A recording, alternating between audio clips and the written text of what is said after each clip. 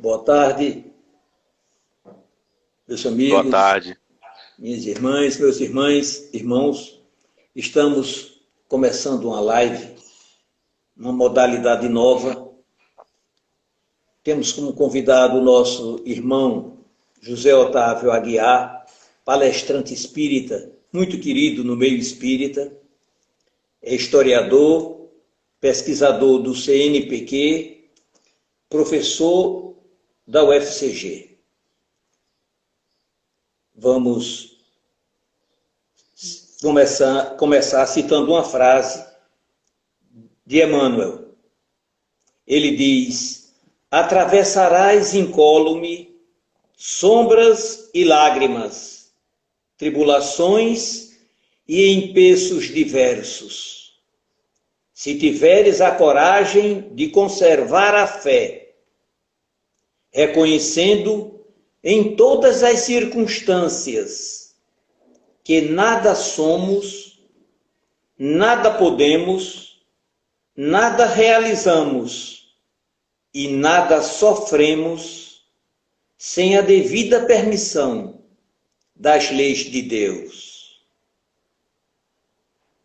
Vamos suplicar ao Pai do Infinito, ao autor de todas as leis que regem o infinito, o cosmos, nosso Criador e Pai, suplicar a sua ajuda, amparo e proteção para todos nós, filhos da terra, seus filhos que somos, e irmãos uns dos outros. Deus Pai Santo e Bom, aqui estamos reunidos para uma tarde de aprendizagem. Envolve-nos, Senhor, com a vossa paz, com a vossa alegria, com a vossa saúde. Inspira o nosso irmão José Otávio, para que ele nos transmita a mensagem da tarde de hoje. Envolve-nos assim, a todos nós, teus filhos, os nossos lares e todos os lares da terra. Permanece conosco, Senhor, hoje e sempre. Então, vamos passar a palavra ao nosso confrade, que traz hoje o tema Paz em meio a tribulações. Com você a palavra, Zé Otávio. Boa tarde, meus amigos. Boa tarde, Djalma, Marília. Muito obrigado pelo trabalho excelente que vocês fazem aí no AELMA, a Associação Leopoldo Machado. Eu tenho tanta saudade de vocês, vontade de estar aí diretamente presente, né? Mas é como Jesus disse para o Paulo, nós podemos nos comunicar pelas forças do Espírito, né? É isso que nós estamos fazendo agora. Muito mais pessoas nos ouvem quando nós refletimos por esse meio, né? Atravessamos uma tribulação atualmente. Foi por isso que eu escolhi esse tema. Eu tenho refletido muito sobre como é possível manter a paz, a tranquilidade em meio às tribulações, em meio às dificuldades. Basicamente, o cristianismo tem experiência nisso. Há religiões que prometem aos seus adeptos calmarias, ausências de dificuldade, né? Não é o caso do cristianismo. Mas eu vou contar a história de como eu comecei a pensar mais seriamente em estar em paz em meio à dificuldade. Eu me lembro quando eu estava na faculdade, eu dormia muito pouco, eu estudava muito e havia sempre muitas tarefas por realizar. Olha que eu ainda não tinha as obrigações de família que eu tenho hoje em dia, que geralmente me obrigam a me desdobrar em muitos, né? A acordar ainda mais cedo e dividir o horário. Mas eu comecei a pensar como eu poderia ser rápido e eficiente sem me afobar. Afinal de contas, se eu me afobasse, eu perderia a eficiência. Uma amiga minha uma vez me disse que a pressa não é inimiga da perfeição, como se pensa. A pressa é inimiga da pressa. Quando nós fazemos alguma coisa com muita pressa, geralmente nós temos que voltar e fazer de novo, o que torna a nossa tarefa bastante ineficiente, né? Então, eu sempre fui um estudioso do budismo. Eu dou aula de história do Japão, né? Dou aula de história da China. E aí, desde a criança, eu faço arte marcial, eu dialogo com os clássicos chineses. E, sem dúvida, além de ser espírita, desde que eu nasci, eu buscava também nesses autores algum tipo de respaldo para alguma prática meditativa, algo que eu pudesse incluir entre os exercícios que me propiciasse paz em meio ao caos. E é interessante, eu poderia ter encontrado isso em qualquer monge japonês que refletisse teoricamente num templo, né? Ou então no monge chinês Shan, no mosteiro de Shaolin, onde se praticam as artes marciais, né? Mas não foi assim. Quando eu tinha 17 anos, eu fui a um médico, ele não ia me tratar de nada, minha mãe pediu, que era um homem mais experiente, queria me dar uns conselhos, eu estava muito agitado, muito preocupado, a minha pele estourava, porque eu estava muito estressado com os estudos e com as muitas atividades que eu fazia, então ele me deu um livrinho, até hoje eu tenho ele aqui, um livro que já tem seus 30 anos, da editora Vozes, de um monge vietnamita. E eu quero destacar isso aqui. Porque o Vietnã, o país passou por uma guerra, e uma grande guerra, né? E assim, o Vietnã, por muito tempo, foi um país de muita instabilidade. E eu estava lendo um livro chamado Para Viver em Paz, do monge Thich Nhat Hanh, e um livro que não tem nenhuma pretensão de rótulo religioso. A gente vai começar aqui as reflexões com ele, para que depois a gente se espraie por outros campos, né? E logo ao início do livro, ele diz assim, é um homem que saiu de uma guerra e buscou asilo em Paris e foi hospedado na casa de um professor universitário. Ao fim e ao cabo, era o monge que auxiliou o professor e não o contrário, como o professor esperava. O professor tinha muitas atividades e o monge começou então a ensiná-lo como estar presente em todas elas. E o livro começa assim. Contam-me os refugiados sobreviventes que quando um barco é surpreendido por uma tempestade, é mais provável que ele afunde se os passageiros entrarem em pânico. Mas se uma só pessoa permanecer calma, lúcida e consciente, ela sozinha poderá ajudar os outros e todos sobreviverão ao perigo. Os ensinamentos budistas convergem todos para esse ponto. Cada um de nós é essa pessoa. A Terra é como um pequeno barco em meio à perigosa tempestade. Por isso, temos de ser nós mesmos o melhor que pudermos ser. Lembre-se, uma pessoa é muito importante. Uma pessoa é muito. Thich Nhat Hanh, livro Para Viver em Paz, né? É interessante, as pessoas buscam o livro de um monge buscando um livro religioso. Mas eu acho que esse conceito de religião, em grande medida, nós já superamos, né? Nós queremos algo que nos fale de uma disciplina prática, que nos permita viver em paz em meio ao caos. Ele então compara a vida a uma travessia. Agora, durante a pandemia do coronavírus, estamos atravessando em um barco, né? Então, quem permanece calmo pode ser um farol, pode ser alguém que equilibre o barco para que ele não vire. É importante que essa pessoa permaneça calma para que ela sintonize com a paz, que ela consiga ser eficiente para que a pressa não seja inimiga da pressa, né? O Emmanuel faz uma reflexão sobre a centralidade do coração, do sentimento e do pensamento, nesses momentos em que tudo fora parece instável, né? Ele fala assim, o homem exterior é submetido a constantes turbulências para que se acrisole e se aprimore por dentro. Então, vamos começar uma reflexão sobre isso, né? Uma vez também, eu li um texto que me ensinou bastante sobre a possibilidade de, mesmo estando em um combate, estar em paz. Os Vedas são clássicos indianos muito antigos, né? E um dos seus volumes é bastante conhecido aqui em Campina Grande, que nós temos uma comunidade grande de religiões que o leem como seu texto central, é o Bhagavad Gita. E eu vou conversar dele aqui como se a gente estivesse conversando em uma roda de café. Não vou falar dele naquela citação acadêmica do Bhagavad Gita. Eu vou contar a história de um guerreiro, um príncipe chamado Arjuna. E ele procurou de todas as formas evitar a guerra, era na região que hoje é ali o Nepal, a Índia, né? Evitar a guerra com um primo seu, mas não conseguiu. Então ele tinha que ir para o combate, mas ele havia conhecido um iluminado chamado Krishna, que havia ensinado ele sobre as realidades espirituais, e com isso ele relativizou as dores que alcançavam a sua vida, os seus desejos de conquista material. E sempre que alguém vai para a guerra, leva ao seu lado um outro guerreiro, era assim que eles faziam na época. E o primeiro desejo dele, primeiro, era não ir para a guerra, ele se tornou uma pessoa pacifista, ele aprendeu a doutrina do Ahimsa, da não violência, mas o seu mestre o aconselhou, dizendo que, afinal de contas, ele era um homem representante de uma grande família, que era uma comunidade, ele não deveria deixar o seu reino ser invadido. O seu caminho espiritual seria o caminho de defender com muita coragem, com muita dignidade o seu reino. Então, na hora que ele foi para o combate, obedecendo ao seu mestre, a gente se lembra de Jesus, né? Os discípulos queriam ficar ao lado de Jesus eternamente, mas Jesus os chama para as suas tarefas próprias, né? Isso é muito pouco cômodo para a gente. A gente quer ficar sentado do lado de Jesus ouvindo, né? E se esquece de que toda a disciplina do Evangelho é uma disciplina que se adequa, como nos diz Alcione, lá no livro Renúncia, a alguma circunstância particular da vida e prática. Uma circunstância bastante prática. Então o que acontece? Ele leva o Krishna para a guerra, e na guerra ele vai sendo aconselhado pelo Krishna, na condição que o Krishna não utilizasse os seus poderes durante o combate.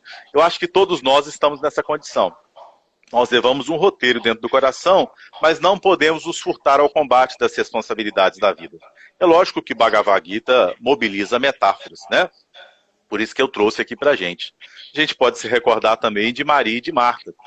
Quando Jesus está passando pela estrada, a gente vai andando lá pelo Evangelho, e ele entra na casa de 3 amigos, irmãos, Lázaro, Maria e Marta. A gente os vê em outros momentos do Evangelho, por exemplo, quando Jesus traz de volta à vida Lázaro, né?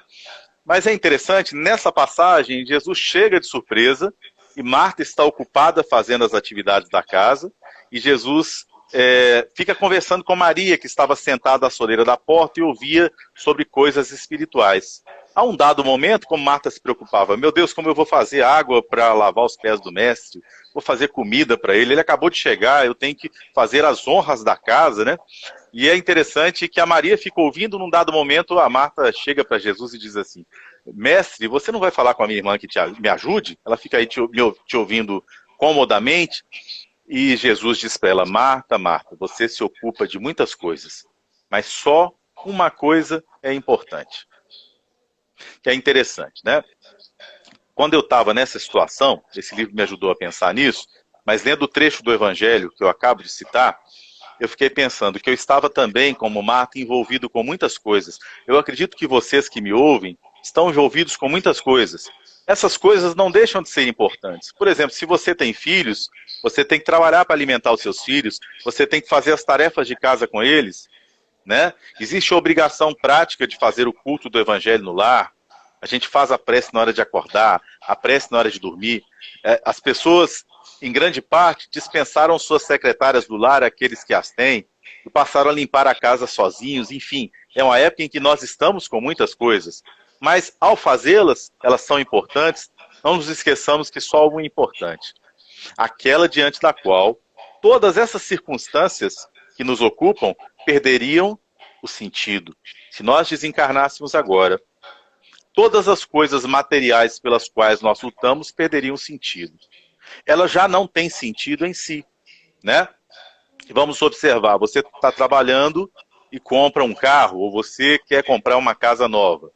Esses bens materiais só têm um sentido na medida em que você possa andar com seu carro, com a sua família, ou então que alguém na sua casa nova, alguém da sua família compartilhe, ou que você pelo menos traga aos amigos, quer dizer, o amor que agrega um sentido especial àquelas coisas materiais, que em estrito senso não são matéria em si, elas são concretizações de vibrações, de trabalho, de desejo, organizadas, mas para servir, não a você sozinho, porque o egoísmo traz um tédio enorme.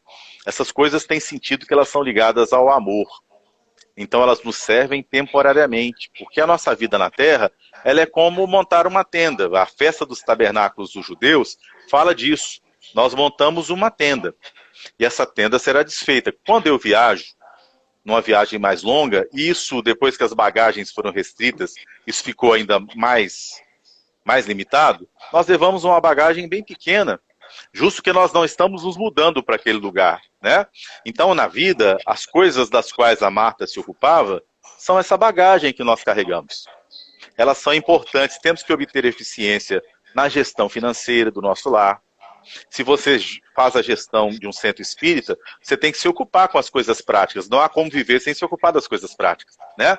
Então é bom você fazer, quando você tem condição, quando é a época de fazer isso, você está numa época de abastança, você faz uma poupancinha, né? Assim como a gente faz exercício físico para cuidar do corpo, a gente come bem para cuidar do corpo, chegará um momento, né, que esse carro que você cuidou bem, ao longo da trajetória, você vai ter que devolvê-lo. Ele vira uma matriz para o outro perispírito que você construirá, né? Para o perispírito, o mata-borrão que você fez com o seu corpo, fica no seu perispírito. E depois vai ser uma herança. Quer dizer, o bom cuidado que você tem com o seu corpo agora não se perde. A boa gestão que você faz da energia financeira não se perdeu. Quando você consegue ser, segundo a parábola, mordomo da injustiça, quando você consegue distribuir o que você ajudou a roubar no passado, né, você angaria amigos, como diria Jesus. E as bênçãos desses amigos, a colaboração deles, propicia o seu crescimento, né? Então, essas coisas todas, elas são úteis, mas elas não são a única coisa importante, que é o crescimento espiritual, é a verticalização plena, né? Em que nós nos unificamos. Então, assim, enquanto você faz isso ou aquilo, não perca de vista quem é você e para onde você vai. Durante a trajetória da viagem, não perca o sentido de quem é você, do que é importante para você e de qual é o alvo. O alvo não é a casa, o alvo não é a compra do carro, o alvo não é o aprimoramento profissional, porque você pode estudar para um concurso e desencarnar no dia seguinte. Mas o que você estudou não se perde. É certo que as disciplinas acadêmicas, elas se transformam ao longo do tempo. Então, assim, quem estudou engenharia 30 anos atrás, quem estudou medicina 30 anos atrás, tem muito o que atualizar, né? Então, assim, você não perdeu, você conseguiu bases de fisiologia ou de estrutura de edifícios, né? Você tem que adquirir tecnologias, mas não é isso o essencial. Isso é o trabalho da Marta, isso é esquentar a água. Você esquentava a água com um tacho no fogo, agora você esquenta com chuveiro, com aquecimento solar, né? Então o método se aprimorou, mas não deixa de ser adendo, né? O essencial é o que você adquiriu no esforço de estudar. Você mobilizou a vontade, você controlou o seu cansaço, né? Na medida em que nós adquirimos qualidades que não passarão com o corpo, e essas qualidades são submetidas ao desafio das dificuldades, nós solidificamos essa evolução em nós. É interessante pensar isso porque a vida, não obstante, ao encarnarmos na Terra, nós temos mais ou menos um roteiro das atividades que vamos realizar, né? Porque nós sabemos antes de encarnar, quando nós entramos no nublamento da presença do corpo físico, né? Nós formamos um corpo 9 meses, um pouquinho antes, a conversa com o pai e a mãe, você vai formando, passa pelo processo de socialização, é como quando a gente acorda de manhã. Gradativamente você vai perdendo a imagem que você tinha das coisas que você vivenciou antes de acordar, estando temporariamente fora do corpo, né? Então, encarnando também, a gente vai saindo do porto, a gente vai perdendo um pouco a visão. A gente tem que manter o olho no destino do farol, que é para onde nós vamos. Então, ao longo dessa trajetória, nós não seremos seduzidos pelos adendos, pelas coisas que nos servem, mas nós não podemos dar muita importância a elas, porque senão elas vão nos desviar, e é isso que se chama de materialismo. A gente tem que transitar pela matéria, né, sabendo que é um trânsito no oceano que nós vamos deixar. Cuidar do barco para ele não afundar antes da hora, né, para que a gente possa devolver, mas a gente vai ter que sair do barco e deixar aqui posses materiais, né? A gente vai ter, é importante falar disso, pouca gente fala, se afastar por vezes, temporariamente, de pessoas que são importantes para nós, no momento que nós não sabemos, é isso que eu ia falar também. A vida é um pergaminho que vai se desenrolando aos poucos, de forma que você não pode desenrolá-lo por você mesmo. Então, assim, cada desafio vai aparecendo gradativamente. Nós somos confrontados com esses desafios. Vamos falar de uma forma mais enfática para a gente entender. Quando você recebe um filho, cuida dele, você não sabe quando ele vai desencarnar. Pode ser antes de você, né? Você não sabe quais desafios você enfrentará. Então, um saber espiritual realmente útil é aquele que te permite não a ilusão de estar incólume, inacessível aos sofrimentos da Terra, já que os espíritos mais elevados que passaram por nós atravessaram esses sofrimentos. Maria passou pela desencarnação do filho, né? De que forma Maria passou pela morte de Jesus? com todo o seu caráter de injustiça, de violência, de arbitrariedade, de julgamento arbitrário, né? Que geralmente causa numa pessoa sem evolução espiritual ou desejo de vingança, ou indignação paralisante. Mas Maria, assim como quando ela recebe a informação de que Jesus vem, quando ela se despede de Jesus, ela confia em Deus. Quer dizer, ela tem dentro dela o farol do destino, que ela não perde e consegue orientá-la ao longo da viagem, né? Então ela consegue se manter tranquila, embora ela esteja sofrendo. É outra coisa importante a entender, que tem gente que quer ficar alheia ao sofrimento. Assim, não existe um estado da alma que nós estejamos alheios ao sofrimento. O que acontece é, por exemplo, alguém te magoa, ou alguém que pratica uma violência muito grande contra você. Você consegue não responder porque você ajusta expectativas em relação ao grau de evolução do outro. Ajustar expectativas é muito importante, uma vez que as expectativas nos fazem sofrer. Toda vez que nós esperamos muito de algo, nós passamos a depender, sermos escravos, então, da ocorrência daquilo. Imagine se nós esperarmos de um outro, que tem toda a liberdade de agir de uma forma muito diferente do que nós imaginamos que ele agirá. Então, nós colocaremos o nosso destino nas mãos desse outro. Ou então, nas mãos das circunstâncias da vida. Então, vamos reunir isso em conceito? As circunstâncias da vida são a vontade de Deus para conosco. Ele sabe por quê. Ao atravessarmos, não alcançamos todos os detalhes dessas circunstâncias. Não alcançaremos a compreensão e a ciência dessas coisas. Mas nós temos a confiança na bondade, na justiça e na sabedoria de Deus. Que a nada nos submete sem que aquilo possa nos angariar algum tipo de experiência de crescimento para o espírito imortal. Que não se reduz às coisas passageiras nem aos adenos, né? Então, assim, ao longo da vida nós recebemos uma porção de brinquedos. Alguns mais importantes e outros menos importantes. Esses brinquedos são brinquedos didáticos. Com eles nós aprendemos disciplinas espirituais. Mas há a hora de largá-los que a gente tem que alcançar o nível espiritual mais alto. Se a gente consegue ajustar expectativas em relação a quem nos agride, a gente entende o grau espiritual em que ele está, porque a gente não pede de uma árvore jovem que ela produza frutos, né? A gente abençoa o outro naquele grau, a gente espera e a gente confia. Então a gente consegue atravessar. Por isso, quando a gente lê, por exemplo, o Livro dos Espíritos, ou a gente atravessa a leitura da Gênese, tem muita gente que se surpreende, porque é muito raro ver em um centro espírita uma oração, a gente vê as 3 atitudes da oração, né? Você pode louvar, pedir e agradecer. Muito raramente nós vemos louvores, né? E todos os espíritos elevados, se você pegar as preces de Francisco de Assis, a prece de Ismália, na obra da André Luiz, ela tem esse momento de louvar. O momento de louvar é o momento de colocar-se na expectativa da vontade de Deus, como Jesus no Getsemane. Pai, se possível, afasta de mim esse cálice. Vamos fazer uma tradução disso assim, no nosso livro de limitação, né? É possível? Para Deus nada é impossível. Então a crucificação de Jesus foi o máximo de uma tendência de probabilidades.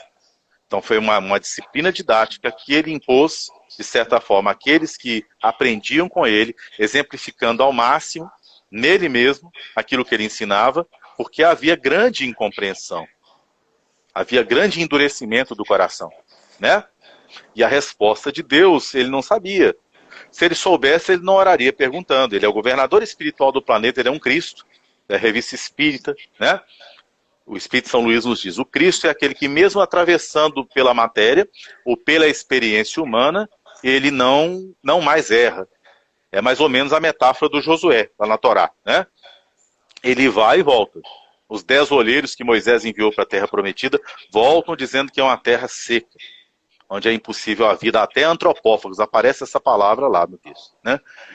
Mais 2, Josué e Caleb, vão e voltam, dizendo que é uma terra maravilhosa, onde manava leite e mel.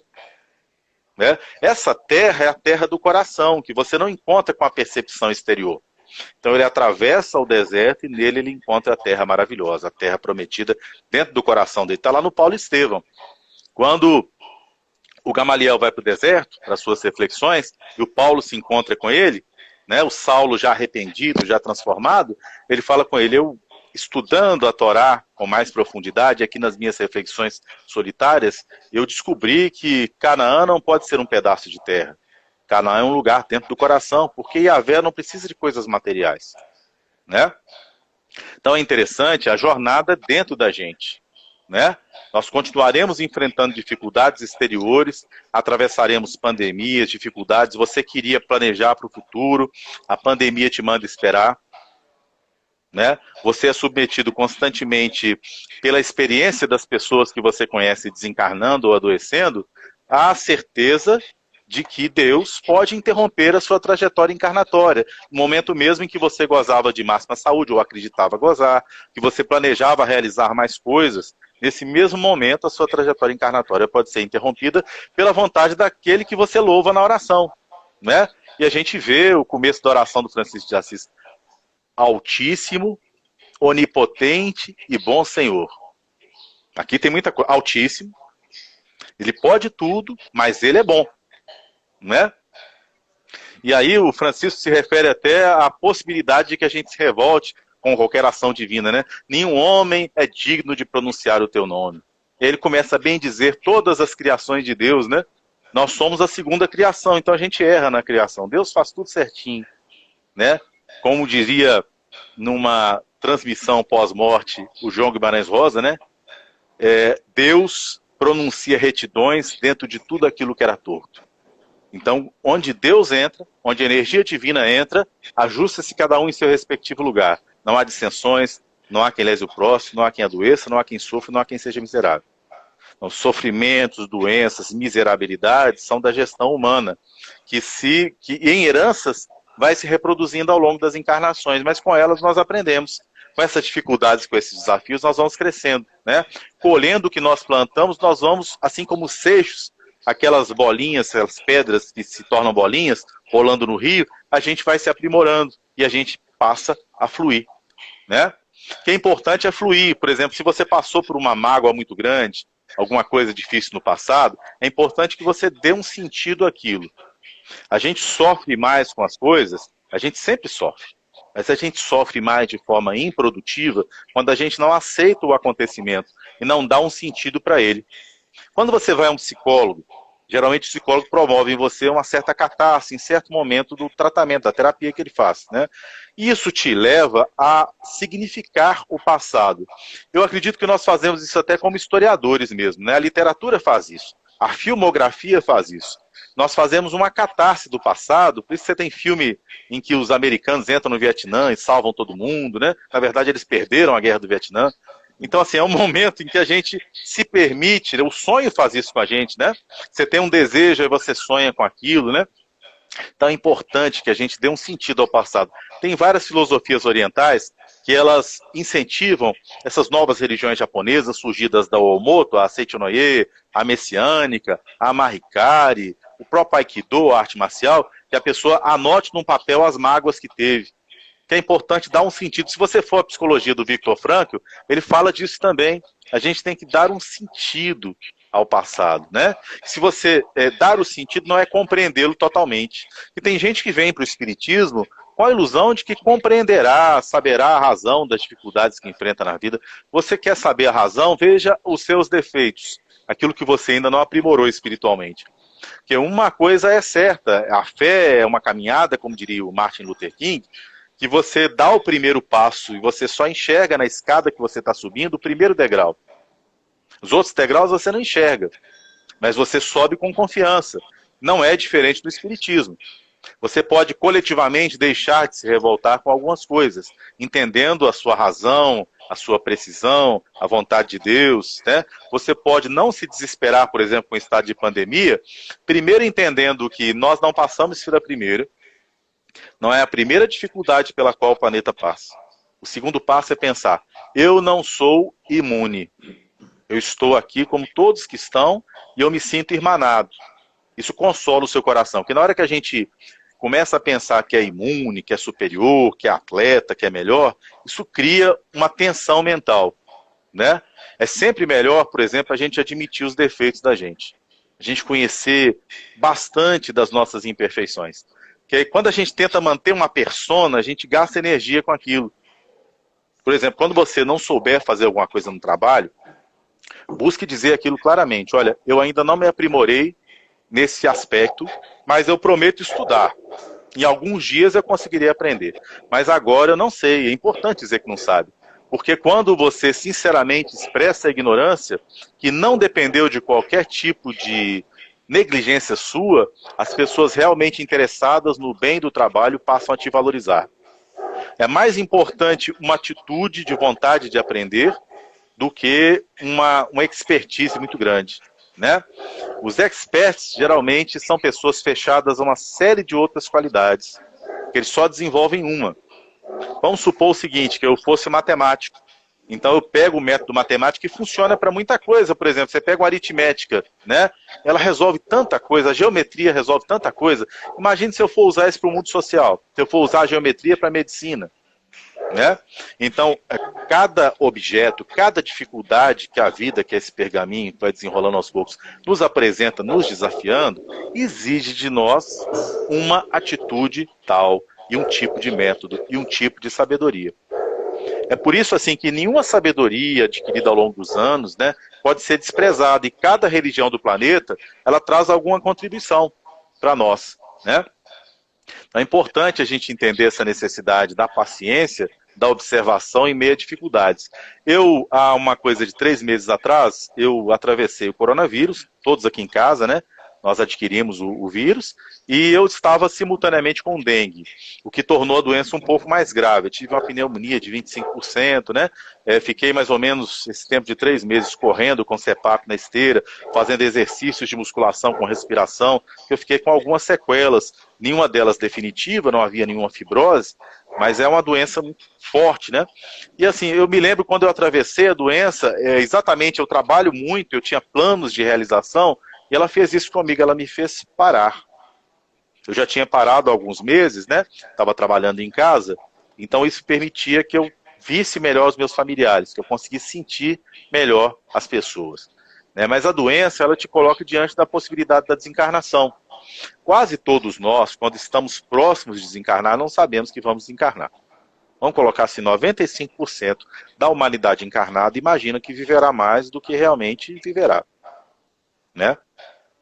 E isso é uma coisa de muita ingenuidade nossa sobre um aspecto, né? É certo, vamos pensar estatisticamente, a maioria das pessoas no Brasil vive em média de 70 a 75 anos.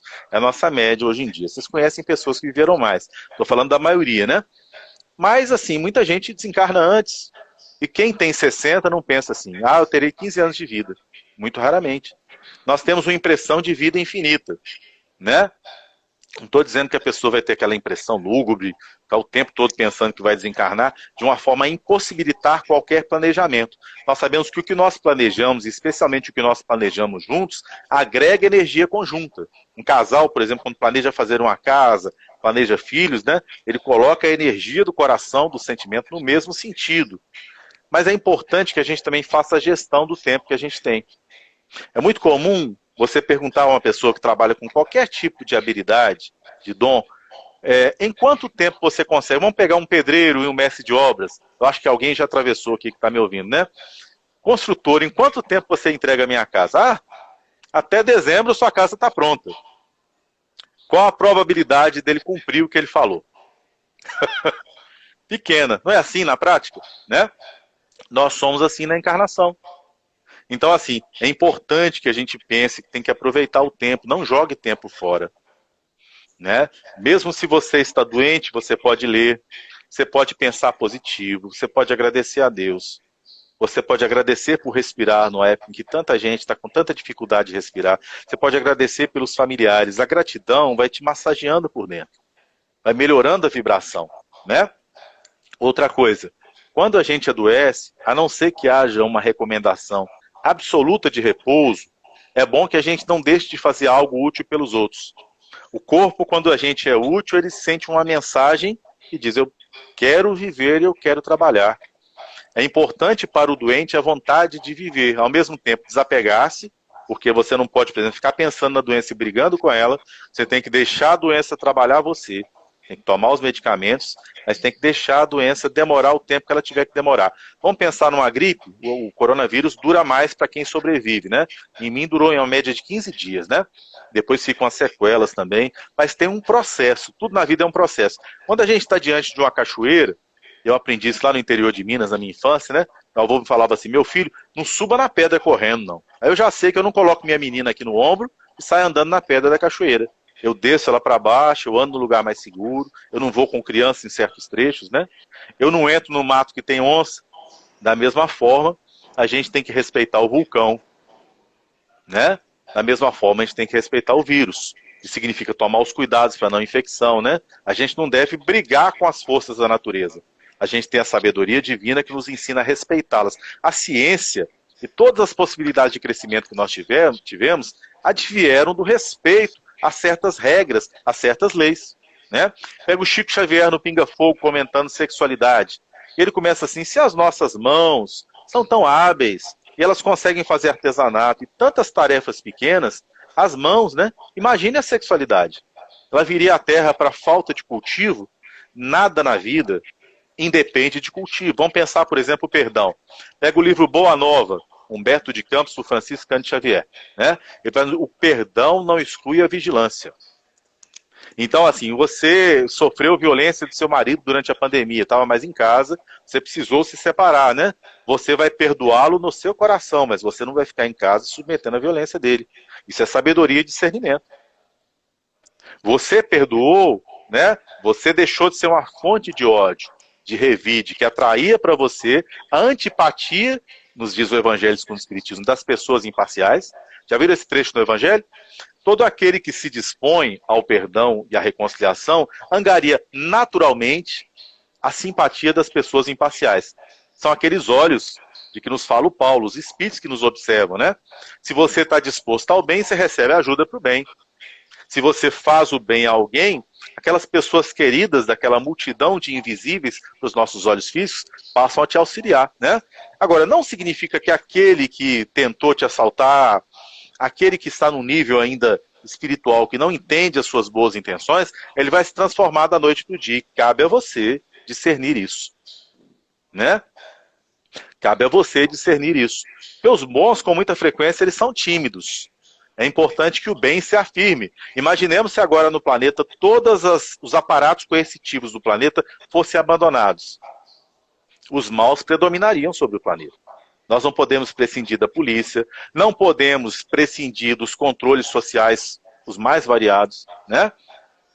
Porque nós vivemos em um planeta que ainda é de expiações e provas, e a gente tem que ter consciência disso. É importante que a gente tenha. Você não pode deixar de fazer exercício físico, porque se você deixar de fazer, quando você desencarnar, você vai ter dose de culpa no desencarne do seu corpo físico. Se você comer mal, você vai ter dose de culpa na gestão do seu corpo. E vai ser um suicídio indireto. Agora, não é só isso também, se a gente ficar ansioso demais, se a gente não fizer a gestão das energias, que a gente tem que equilibrá-las ao longo da vida, né?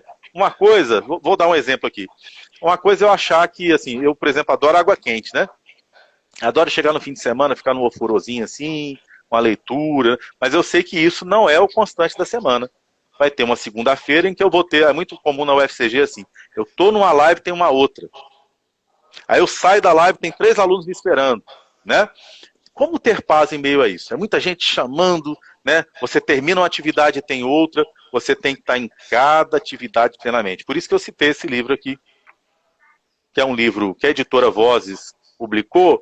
Isso nos ensina uma coisa sobre ele. Se uma editora católica publica um livro budista, é que ele tem uma linguagem que é interreligiosa, né? Uma linguagem próxima ao psicológico, né? E é por isso que o Thich Nhat Hanh fala para tanta gente. O que ele ensinou ao professor foi isso. Quando o professor ensinava para o filho dele, ele pensava, eu tenho um tempo meu e eu tenho um tempo do meu filho. Quando eu ensino meu filho, eu perco o tempo das minhas coisas. E a lição essencial que ele passou foi o seguinte: o tempo do seu filho é o seu tempo. Quando ele começou a pensar dessa forma, ele começou a estar plenamente com o filho. E a disciplina para fazer isso é a disciplina da respiração. De tempos em tempos, durante as atividades que você realiza no dia a dia, procure respirar com consciência do que você está realizando. Eu conheço gente tão distraída que já tomou detergente na pia. colocou o copo para lavar, esqueceu, foi fazer outra coisa, tomou água do copo com detergente. Né? Tem gente que toma remédio errado, porque atravessa a experiência do que ele chama de excesso de atividades, ele acha que está no excesso de atividades, né? Sem consciência do que está fazendo. Aí você vai conhecer gente que faz muito mais coisa do que você. Tranquilo. Porque ele consegue estar em cada coisa de cada vez. Porque se você não fizer isso, você vai fazer imperfeitamente o que você está fazendo e você vai se maltratar. A ansiedade, o estresse nos maltratam. São outra forma de suicídio indireto. Basicamente, nós entendemos que temos que comer bem. Se eu aqui começar a perguntar, por exemplo, assim, quem tirou glúten, quem tirou farinha branca, açúcar da alimentação, tanta gente vai levantar a mão, né? Quem tirou a mágoa, quem tirou o ódio, quem tirou a impaciência. Quando você vai para uma fila do Banco do Brasil, da Caixa Econômica Federal, né? Ou de outro banco qualquer, como é que você fica? Como é que fica seu coração naquele momento? Você aproveita isso para você crescer espiritualmente ou você está impaciente, né? Aí chega ao fim do dia, fica aquela ansiedade que nada foi feito. E você vai encontrar gente que vive na roça. A tarefa da pessoa foi criar os filhos, bater a enxada e plantar. Mas ele fez com plenitude. Então, ele tem um livro da Joana de Ângeles que se chama Plenitude. Ser pleno, né? Se você tem um dia de vida, viva de forma plena. Os japoneses faziam um poema para viver, que viver é muito bom. Então existem coisas maravilhosas na vida que não dependem das posses materiais, né? A presença de um amigo. Já experimentou, você que tem cão, colocar um cãozinho no colo e acariciá-lo?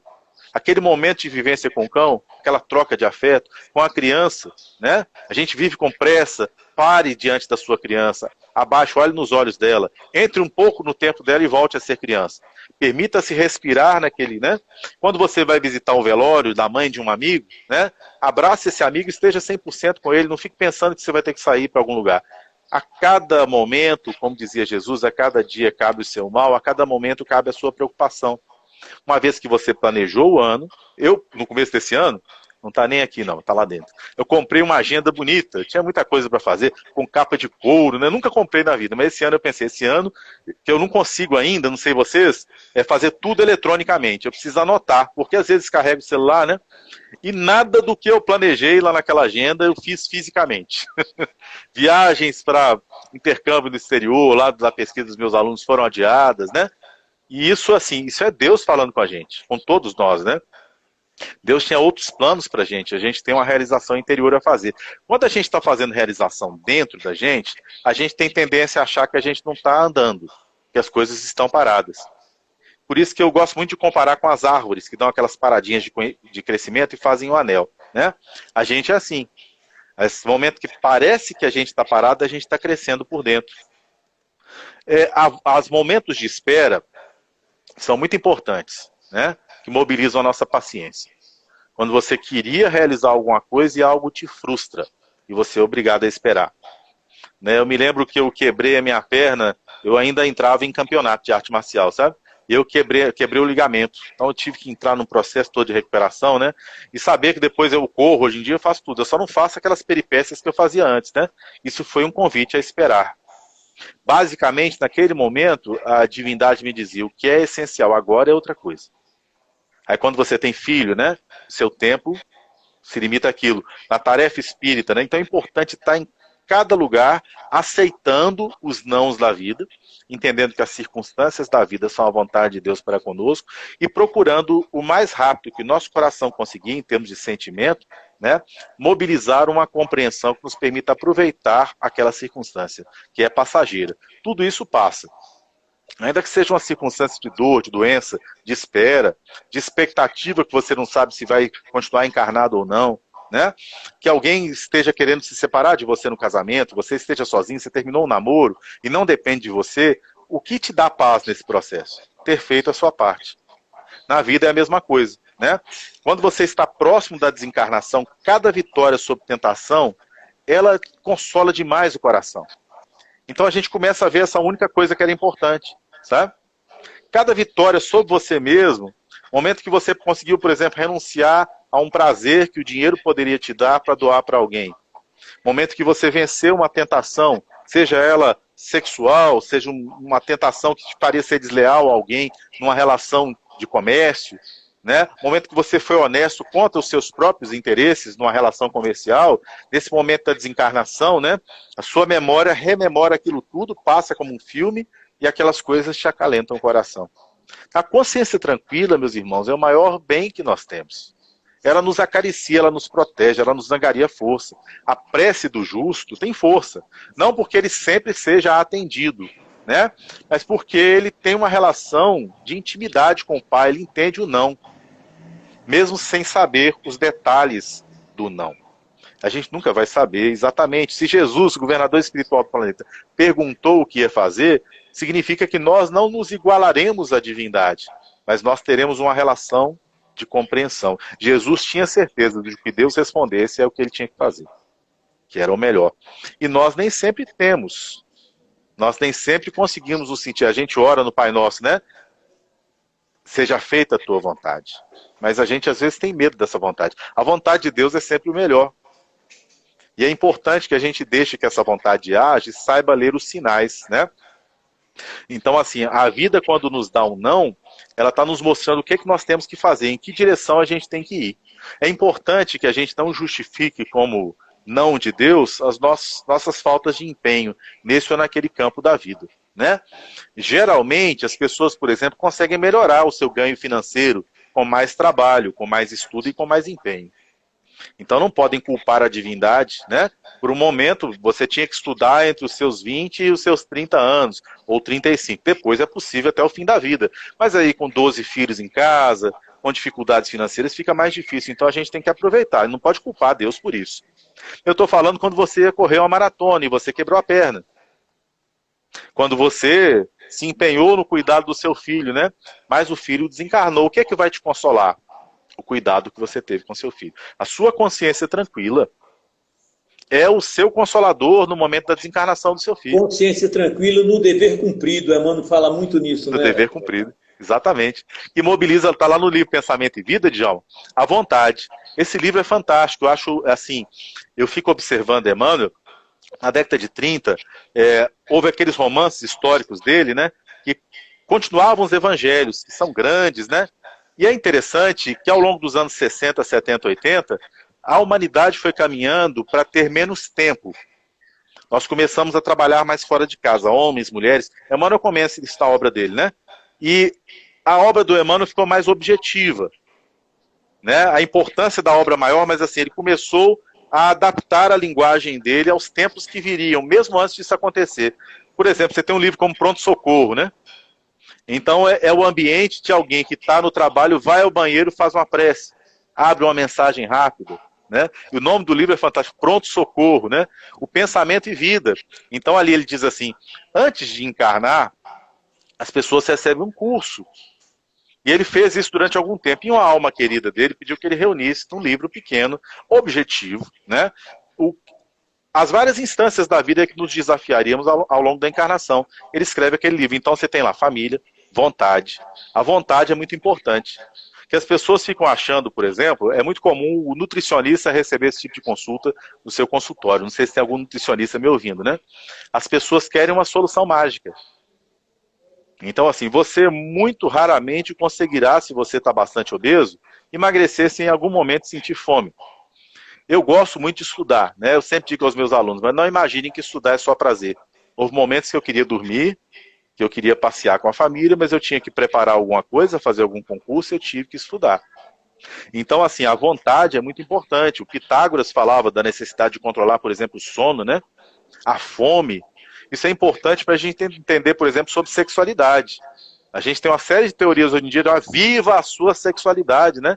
A sexualidade tem que ser regrada. Isso não é nenhum tipo de controle moralista, é bem diferente disso. É você entender que toda energia, desde a vacina até a energia elétrica, né? Ela tem que ter uma contenção e uma disciplina. O seu exercício físico, o seu método de estudo. Quando você tem um método, você fica tranquilo. Quando você não tem, você dispersa energia e se desespera. Quando uma pessoa me diz que não está aguentando mais, tem muita coisa para fazer, eu fico pensando, essa é aquela pessoa que se visitasse aqueles caras que organizam a casa, né? A pessoa primeiro está com a casa bagunçada. Você não pega a roupa no guarda-roupa intuitivamente, o seu computador está todo desorganizado, cheio de coisas né? Os livros na estante eu coloco plaquinhas ali em cima, que é importante que eu vá, já isso tudo faz perder tempo, né? Por que a pessoa faz isso? Na verdade, ela está querendo se justificar. Está querendo que você se compadeça, que ela trabalha muito, ou dizer que é diligente, né? Quando a gente está trabalhando muito de forma relevante, a gente sente prazer em trabalhar e a gente não sente que está trabalhando muito. A obsessão mais comum de quem trabalha é achar que está trabalhando muito e precisa descansar. Isso está em toda a obra do Emmanuel, né? Porque, assim, na verdade, a gente tem que trabalhar com plenitude e satisfação. Isso compreende, inclusive, não pegar mais coisas para fazer do que você aguenta fazer num tempo. Isso é organização, né? Então, se você comer a quantidade necessária, você não vai sentir sono à tarde, você vai estudar mais. Você fizer exercício físico, você vai ter mais disposição. Se você se permitir estudar, a sua palestra, a sua aula vai ser melhor, né? E quando a gente não tem esse tempo das coisas, quando a gente não sabe respeitar o tempo de descanso, o tempo de preparação, a mente da gente fica dispersa. Então, assim, é muito importante que a gente entenda que uma prece, uma meditação antes do estudo faz o estudo render mais. É impressionante, né? Porque você começa a ter mais consciência do que você está fazendo. Você não faz aquilo de forma automática. E é nesse estado automático que as pessoas desencarnam. Desencarnam com planos, geralmente vão pensar aquelas pessoas que a alegria delas é o 13º em janeiro para comprar. A minha felicidade é o crediário da loja tal, né? Aquela música dos Mamonas Assassinos. A pessoa tem uma vontade de comprar, quando chega em casa aquilo, ela está desejando uma outra coisa. Na verdade, é um investimento numa ansiedade, aquelas coisas não são essenciais.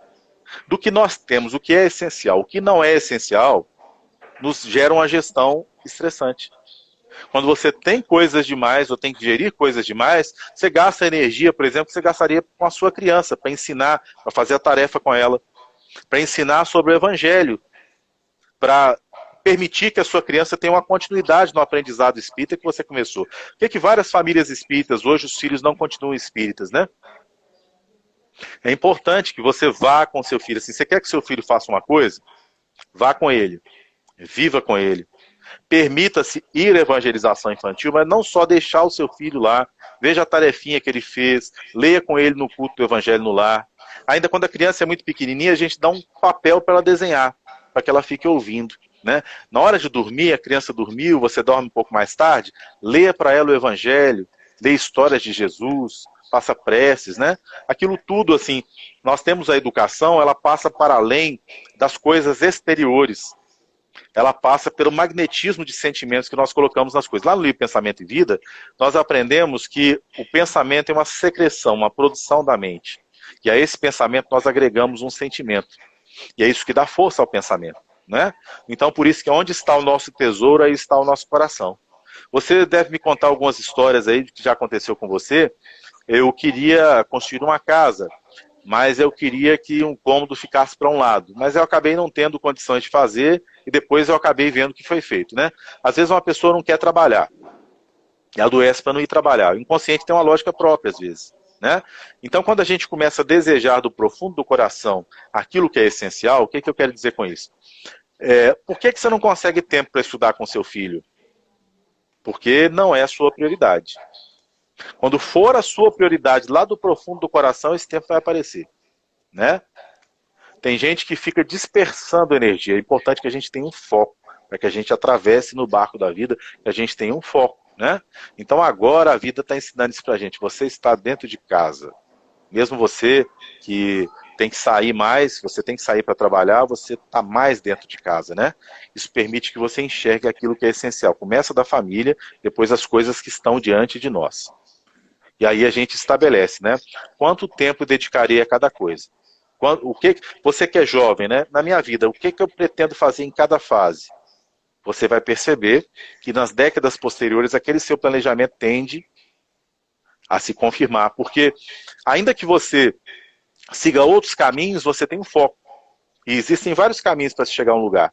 O ruim é quando a pessoa não sabe onde quer chegar, porque significa não ter sentido para a vida. Então é aquele negócio assim. O adolescente teve uma namorada que terminou com ele. Por que ele pensa em se matar? Porque ele pensa que o fim da vida dele é aquilo ali. Aí chega uma pessoa mais velha e diz para ele, olha, já namorei muitas vezes na vida, já separei, já casei, né? Você vai viver muito mais, se ame, porque você vai atravessar muitas outras experiências. Então ele relativiza aquilo, ele conhece outras pessoas que passaram pela mesma experiência, o sofrimento dele não vira o centro do mundo. Quando as pessoas viviam numa sociedade muito provinciana, terminar o namoro causava suicídio. Não havia conhecimento sobre a eternidade da vida, as pessoas não tinham outro sentido da vida que não fosse casar imediatamente, ou definir as suas vidas, e assim, a pessoa com 15, 16 anos acreditava que aquele casamento, aquele relacionamento definiria até o fim da vida. Mas a gente vê gente que os filhos desencarnaram na guerra, gente que foi abandonada e continua, né? Então é importante que a gente aprenda a se frustrar, para que a gente possa continuar. Nós sabemos que há razões espirituais para as ocorrências da nossa vida. Então nós não podemos nos desesperar porque a nossa vontade foi contrariada. Deus pode ter um plano muito melhor no método da nossa alma imortal, né? Então se você está passando por qualquer decepção, não se desespere. Saiba também, se está doente, que a doença não tem relação com a hora da morte. Há pessoas doentes que vivem muito e há pessoas saudáveis que desencarnam.